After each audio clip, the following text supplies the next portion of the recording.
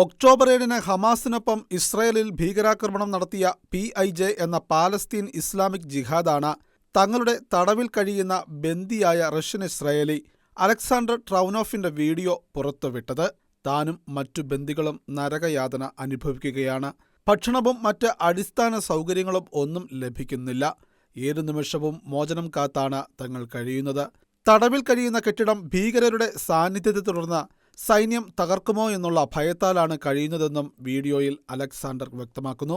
ബന്ദികളായിരിക്കുന്ന തങ്ങളെ എത്രയും വേഗം മോചിപ്പിക്കുന്നതിനുള്ള ശ്രമങ്ങൾ തുടരാനും ഇസ്രയേലിലെ ഗവൺമെന്റിനോടും പൊതുജനങ്ങളോടും അഭ്യർത്ഥിക്കുകയും ചെയ്യുന്നു. ഇതിനു മുമ്പും PIJ അലക്സാണ്ടറിന്റെ 2 വീഡിയോ പുറത്തുവിട്ടിരുന്നു.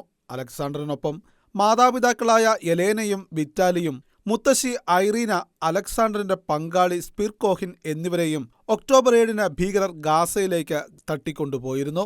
തുടർന്ന് പിതാവിനെ ഭീകരർ വധിച്ചു. അമ്മയെയും മുത്തശ്ശിയെയും പങ്കാളിയെയും മാസങ്ങൾക്ക് മുമ്പ് സൈന്യം മോചിപ്പിച്ചിരുന്നു. അതേസമയം ഇനിയും 100ഓളം ബന്ദികൾ ഗാസയിൽ ഹമാസിന്റെയും മറ്റ് ഭീകരരുടെയും കസ്റ്റഡിയിലാണ്. അവരെ മോചിപ്പിക്കുവാനുള്ള അശ്രാന്ത പരിശ്രമങ്ങളിലാണ് ഇസ്രായേൽ സൈന്യവും ഗവൺമെന്റും.